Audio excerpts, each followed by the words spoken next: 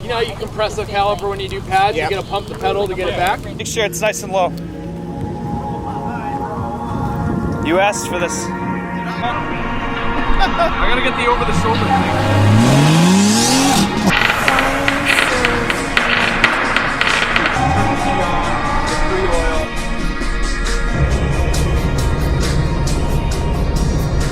My name is Devin Gagnon. I'm from Manchester, New Hampshire. Drive a 99 BMW 323. If you've been to the track, you've probably seen me running around doing media as well. I do mostly video stuff at the NEDCO events. You'll see like the spiral drift edits floating around. That's me. It kind of all started in 2017, I want to say. It was late in the year. I went to one of the last events kind of on a whim. I had been in the NEDCO Facebook group for a while, and I didn't really know anyone there, but I did photo and I did video, and I wanted to go check it out. So me and one of my buddies went. He brought a drone, which quickly got shot down because that's not allowed at the track, but still hung out for a couple hours and mostly just watched because I didn't know you had to sign up for like media or anything like that. But we were getting ready to go, and I saw this car in the pit. It was getting put back on a trailer, and it was just covered in stickers and vinyl, you name it. So I went up and met the guy, introduced myself, which is kind of the starting point of how I even got here. I met Dan King that day, back when his car was like super chatted out. So I hit up Dan King, who I had met the year prior or so, and it was like December or something, so I didn't really have my breath held, but I was like, hey, do you have like anything going on? Like, is there something I can come like shoot video for, like just to kind of immerse myself in it a little more? I ended up going up there because they were working on Tom Poplinski's E30. So I met Tom, I met Rob that day, and it kind of just went from there. Yeah, he ran away. Oh, that went in real easy. No drift ever again. He's like, shit, this damn. Cause this is good. It's a big deal now, man. Yeah. Slow pull, you know? Yep.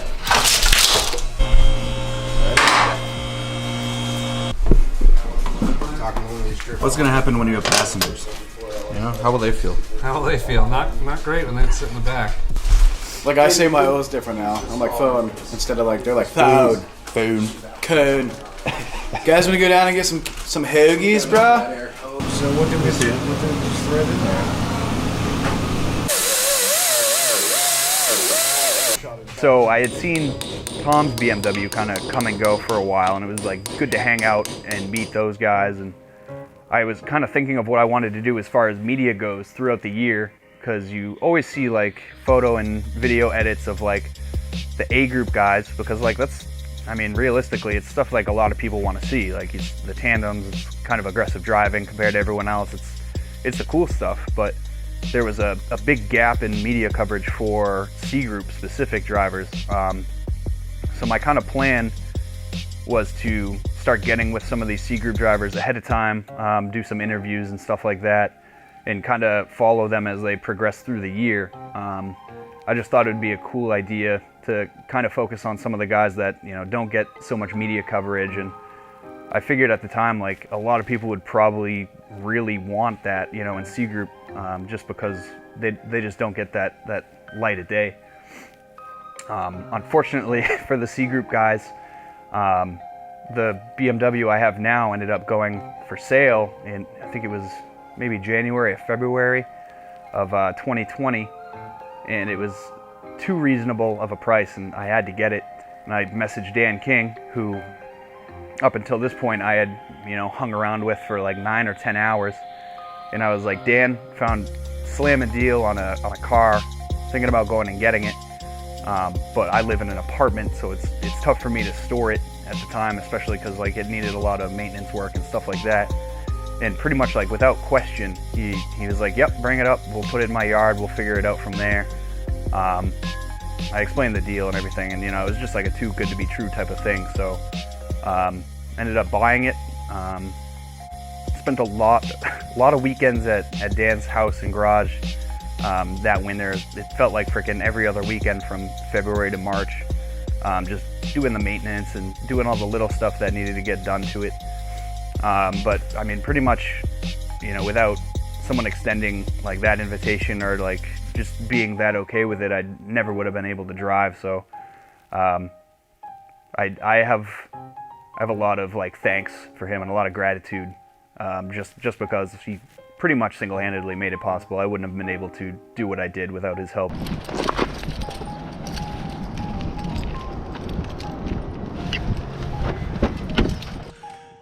We're working on the E36 today. Oh.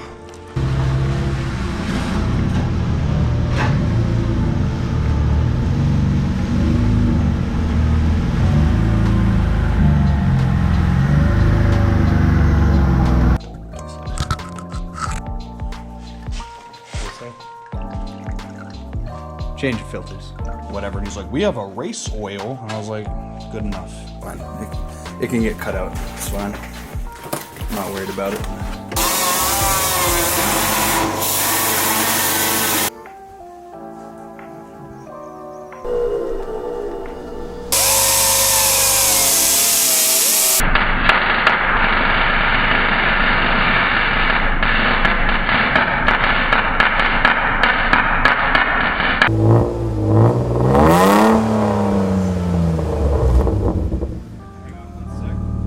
The community is just something I've never known before to that extent, and it's hard to not want to be a part of, you know, the little family that we've built there. A personal goal for like myself that's kind of excluding driving is I'd like to focus a little more on different concepts as far as my editing goes specifically.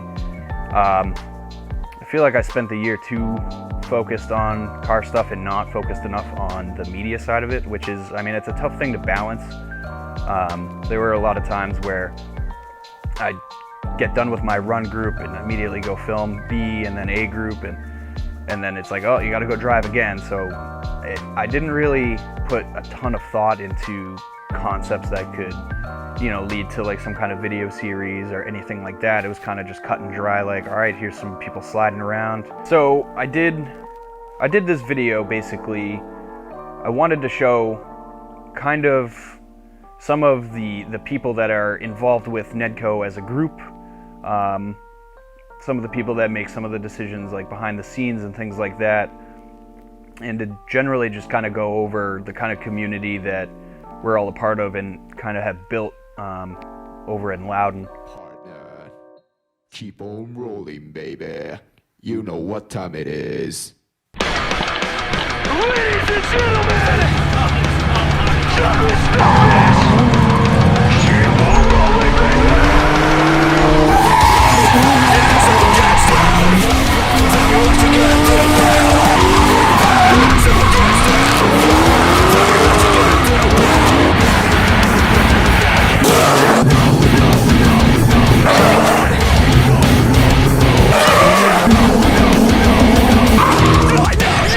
this shit right now. Why you make this right now? People get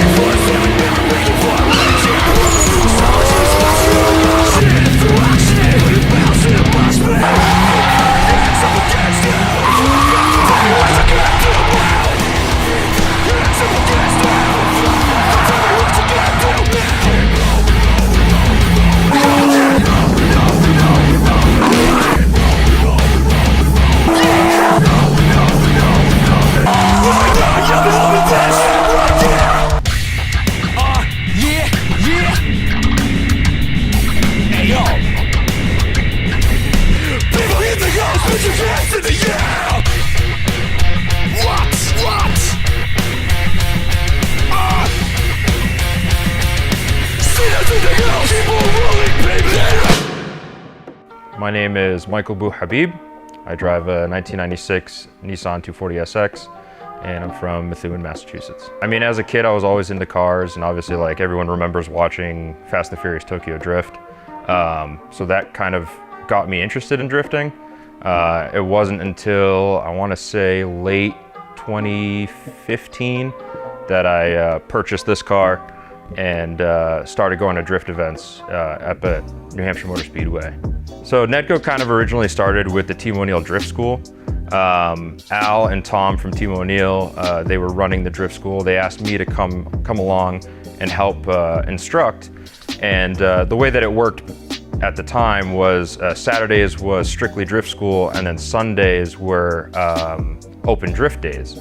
So I would bring my car, I would invite friends, my teammates, and we would have an open drift day. And they kind of asked me to help with running it, you know, doing the drivers meeting, stuff like that, because a lot of the times I knew the drivers, and they might not have known them. So we started out with that, and then that kind of picked up speed a little bit. It actually got busier and busier. At first it was only, you know, a handful of us, and then it kind of picked up speed. And then I think it was that winter, the end of 2018, early 2019, when we kind of, we had a phone call. It was a conference call with myself, Andrew, Wallace, Tom Poplinski, Alan Moody, and Liam, who's one of Andrew's friends, and we all had a phone call, and we kind of wanted to bring an element of organization where it can be respectful, it can be fun, and it can be organized. And that was kind of like where NEDCO kind of began. One of the things that we wanted to focus on was making it feel safe and friendly for parents to come, for drivers to bring their kids, for, you know, female drivers to come, because in previous years they didn't really feel safe. They don't always feel safe when they're female drivers in a male-dominant sport.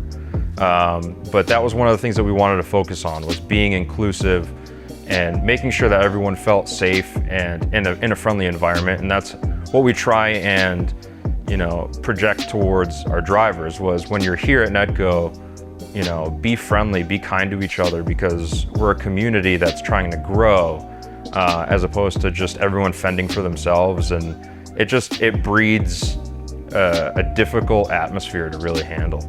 It was cool at the end of our first season in 2019, the word family got thrown around a lot. And at the time in 2019, I think we were actually a lot smaller. You know, we were still selling out events, but the group of people, the core group of people that were there every single event, the word family got thrown around a lot, which was cool. And that's what I kind of wanted to see. And that's what I pushed for, you know, especially in drivers meetings. I try and not drill it into people's heads, but really let it be known that, you know, douchebaggery is not tolerated, you know.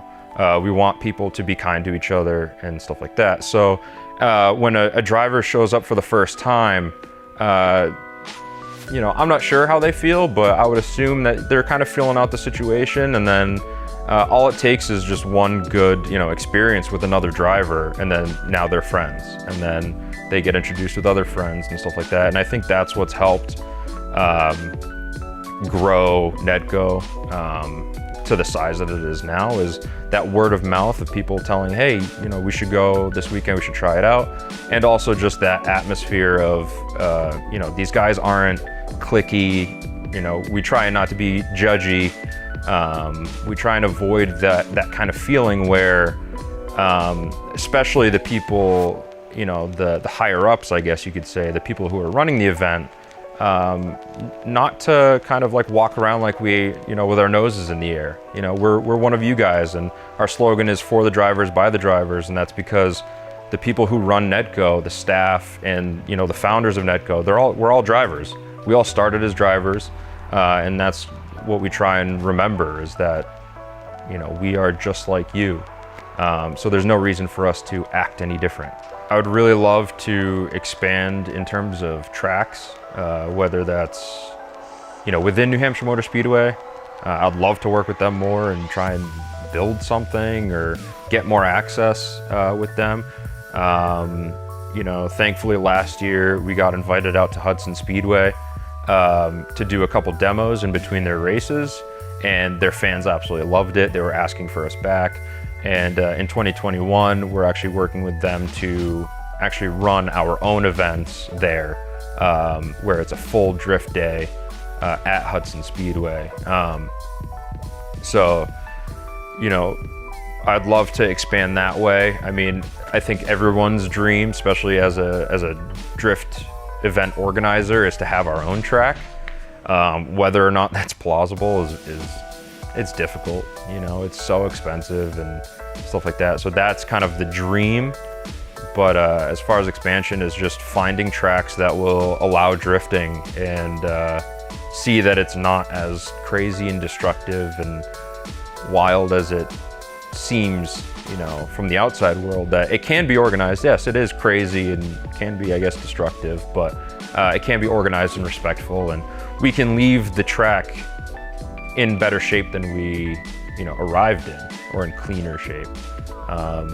So yeah, the goal or the dream is to expand to more tracks, give NEDCO drivers more options rather than just a parking lot. I mean, we've done a lot with that parking lot. We have, I think, at least a dozen different layouts, but eventually those layouts start to get recycled and stuff like that. So we would like to try and just give our drivers more options for tracks.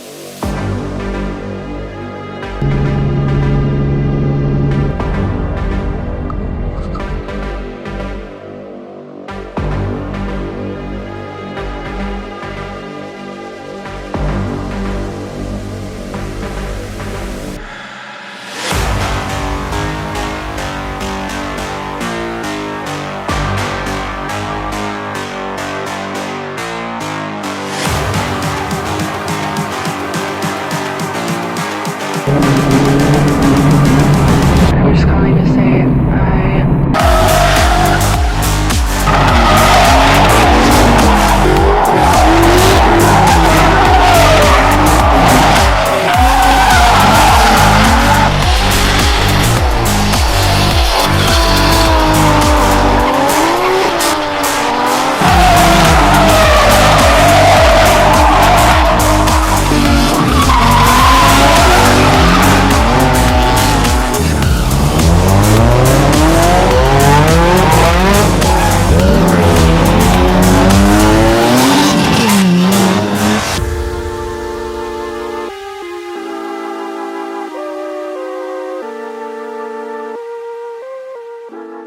I'm Tom Peplinski.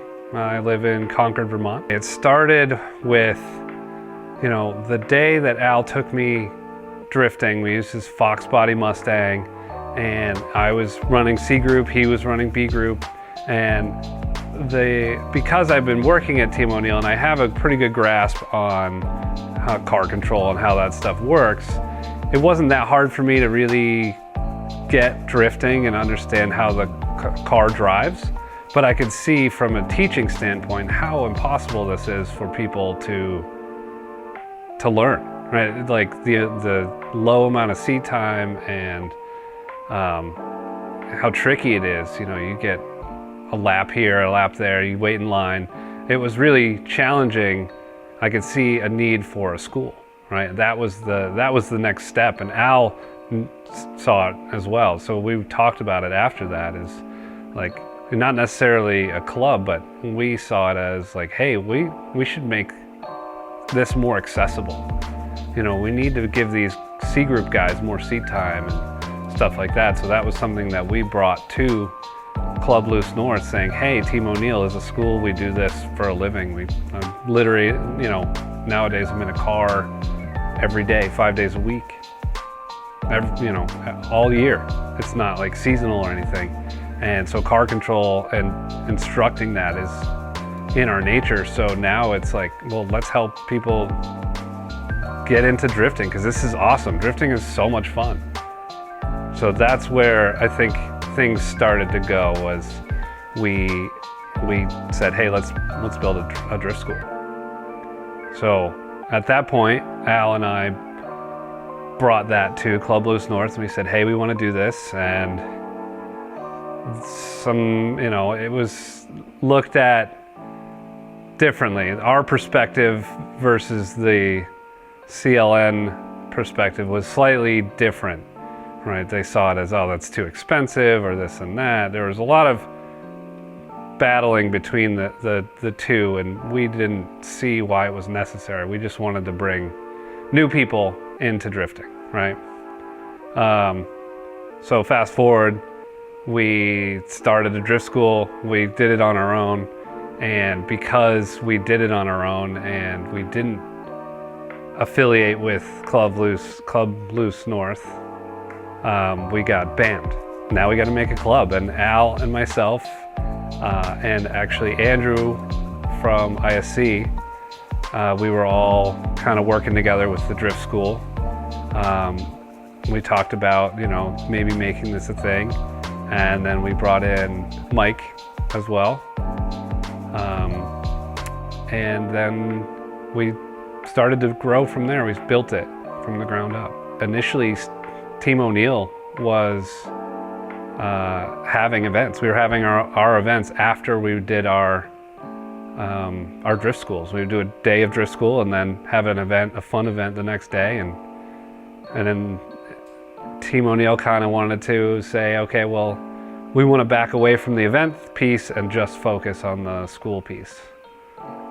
So that's where the NEDCO became one, right? So now it's the Northeast Drift Coalition.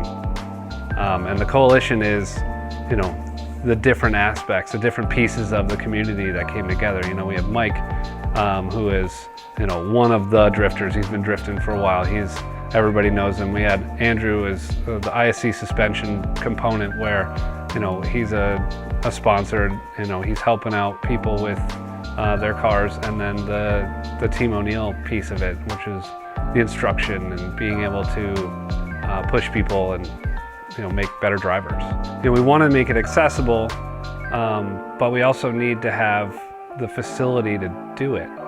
And that's been a real struggle. Is New Hampshire Motor Speedway does love having us there. All the people that work there are great to work with, but we don't necessarily have that component of where can we have two places at one time, right? It would be really ideal, and a lot of you guys remember, was it 2 years ago, we had that lower lot, right? So we had a lower lot for a few events, and it was glorious because we were able to separate that, the A and B group guys that wanted to just go out and do tandems and, shred the whole time, and then give the C group people more time and a bigger open area for them to really grow. That's ideal. That's the ideal situation, and we're still working on figuring that out. But I think that's where we want to go with it. Is we want to be able to have a place where we can have fun,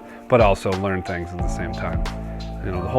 The community thing is so big. It's such a big part of having NEDCO. I mean, everybody's so close and so tight, and it's awesome to keep seeing new faces every time we go. But at this point, we have to make caps, and that really stinks. We don't want to do that. We want more people to show up and new people to come, because it is such a great environment.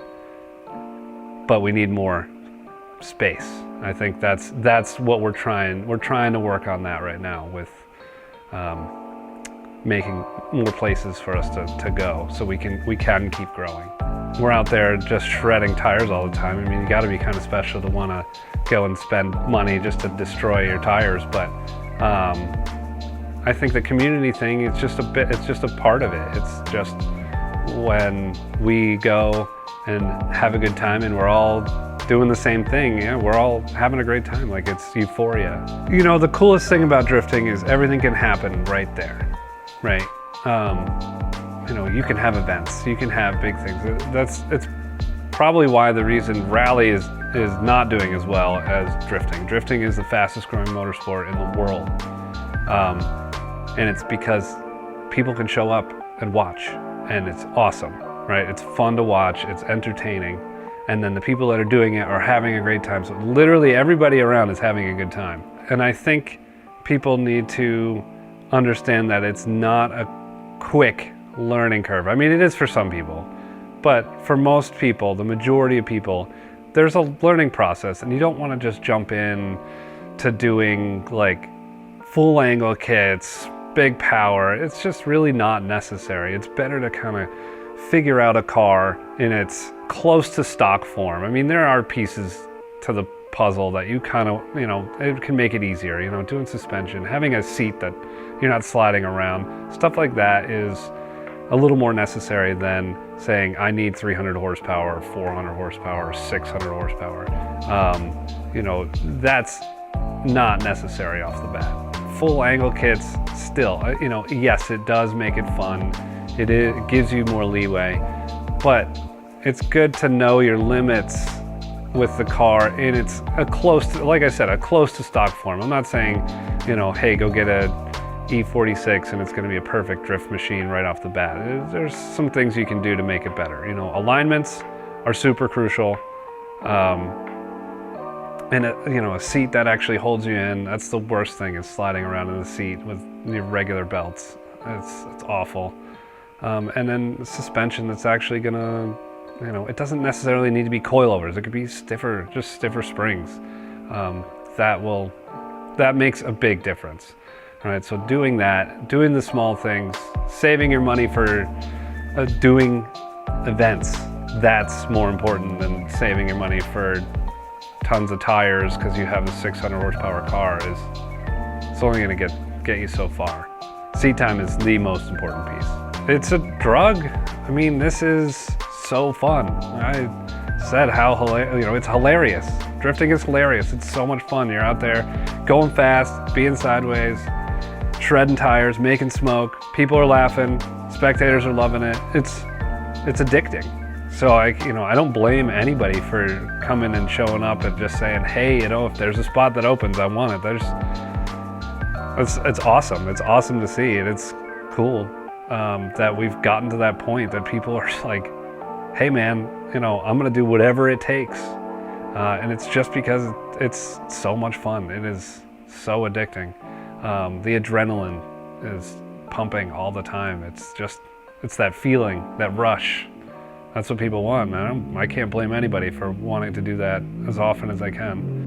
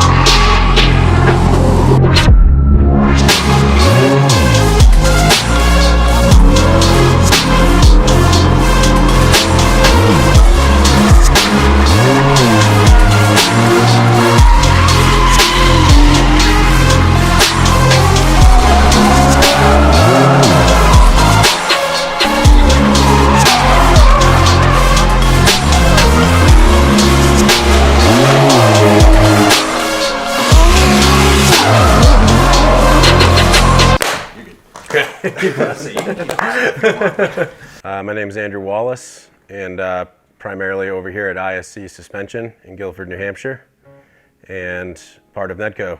I got into cars like many of us did, like casually in high school and stuff. Picked up like a bug-eyed WRX at the time.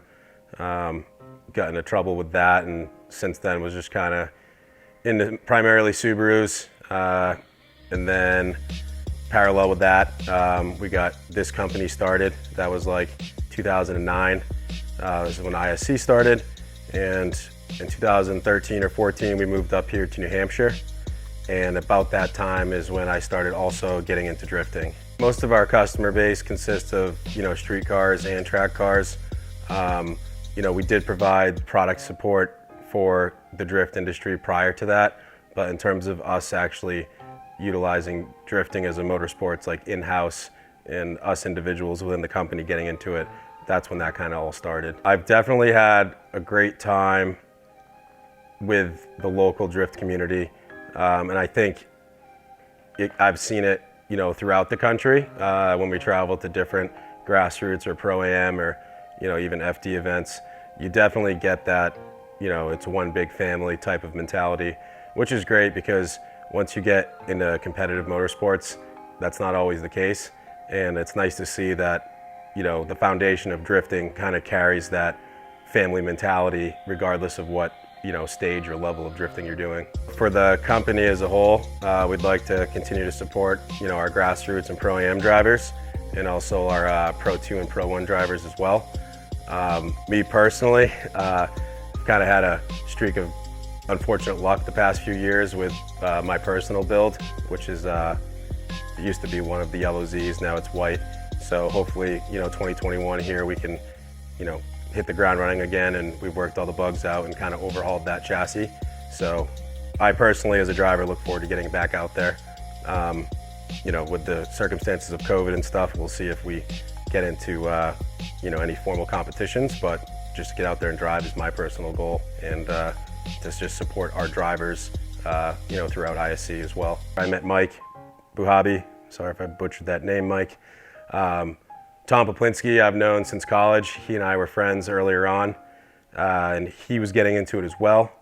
And then I met Al through Tom, who worked at Team O'Neill, or works at Team O'Neill. So the drift dynamic was kind of changing at the time in New Hampshire, and we just wanted to be able to have more events there, have people from all different backgrounds attend these events, and just kind of re-emphasize that family mentality that we all loved about drifting. So, we had plenty of friends that were doing it, plenty of people that, wanted to go there, but maybe couldn't at the time. So I think Al and Tom were thinking about doing something. Me and my friend Liam were thinking about doing something, and then so was Mike. So we're all like, all right, well, why don't we put our heads together, do this together, and see what we can make of it. The concept of the events, we were dabbling with different ideas. Like initially, at least my goal, along with I think Liam's, was we just wanted to have events. So even if that was just a private event, 10 or 15 friends come and drive, we just wanted more seat time locally at whatever venue allowed it. So in this case, it's primarily New Hampshire Motor Speedway. And then that kind of just grew in parallel with the Team O'Neill Drift School and that program that they were running. At the time, I was working as an instructor for that program and renting out some of our VQ powered 350Zs. And that was a Sunday or a Saturday event. And we were like, well, maybe the next day can be an open day, primarily for those students that got, instruction that prior day, but also for any friends or local people that want to just drive a track or drive the course. So that's kind of, if I remember correctly, that's kind of how it informally started gaining some momentum as being an actual drift event. Being a grassroots organization, primarily on a skid pad, we definitely embrace and encourage, the concept of learning, and it's a great place to start, right? So it's a great place to come and run through, C group into B group, get comfortable with tandems in A group, and learning those fundamentals, and then, having those skill sets to use on a road course, outside of where we operate. I remember my first time in C group, when I first started drifting, it's a little nerve-wracking. I think I forgot to shut traction control off, so I basically just autocrossed my way around the track. Pretty embarrassed, obviously. But the overall dynamic, it's not like this schoolyard, environment where you have to be, worried about the bullies, right? I think NEDCO has helped develop a really laid-back atmosphere where people are just respectful, and I think a lot of friendships have come out of it over the past few years to kind of emphasize on that NEDCO family or that drift family mentality. I feel like drifting is pretty appealing to get into as a motorsport because like the barrier of entry compared to a lot of other motorsports is pretty low. I mean, obviously at a higher level, that's not the case, but just to get into it, to learn and to have fun, you can get into it pretty easily. So I think having that low barrier of entry from a cost perspective is huge. And then, you know, the more venues that are offering drifting, you know, geographically is also helping. So it's like 10 or 15 years ago, it was probably, you know, New Jersey running. And then I think those guys down at Lock City might have been starting up, but like there just weren't many places, especially on the East Coast. So the fact that there's more of those, including us, I think helps people get into it easier, and it's more rewarding because there's more places to go. Always give yourself more time to prepare because the timeline to get ready for an event, no matter how hard you try, it's never enough time. And you know, the more prior proper planning you can do, the more fun you're gonna have at the event because, I mean, I'm sure half the people listening to this can relate to what I'm saying. It's not fun showing up to an event with no sleep because you worked on the car the whole night before, right? So I think just like preparation, I learned the hard way from that. We all still learn from it from time to time. But for me anyways, proper preparation contributes to a solid day at the track. We would like to continue to do more like clinic style events for people. And then on the opposing end of it, potentially get into like just some fun grassroots style series comps. You know, we've done some of the series that our friends down at Lock City run, and those are a ton of fun. And I think, you know, doing some grassroots competitions from time to time can just bring a lot more energy to the event and just a whole different perspective for the drivers as well. It's great to see, like, you know, some of these groups and teams that develop, you know, with their matching liveries and their similar driving styles, and you know, these guys or girls are always going to the same events together and traveling.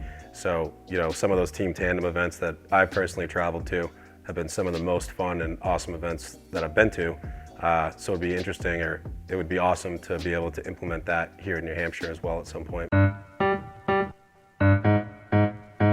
Yeah! Party's here, baby! I thought you were gonna accidentally dump the black powder gun. Wait, and I'm